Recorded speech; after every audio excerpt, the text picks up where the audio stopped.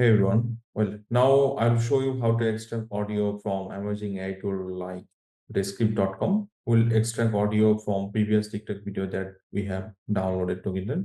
Descript is quick, simple, and perfect for repurposing content. Go to Descript.com.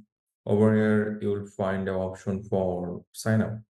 They have a free version. You can just test their free version, or you can their annual or monthly version based on your demand. I think $90 per month. This is cheaper one. 10 hours per month. Perfect. So we can go for it. No problem. For this video, we'll start with free version.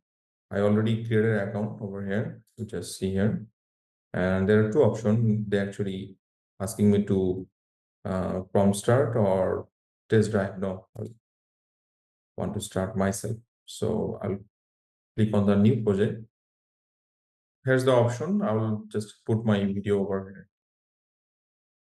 I'm adding this video and English definitely. Speaker name, I don't know the name, so I can just avoid it. Always ask before detecting speaker. That's fine. So it's transcribing for me. It's a free version. Just to wait for a minute.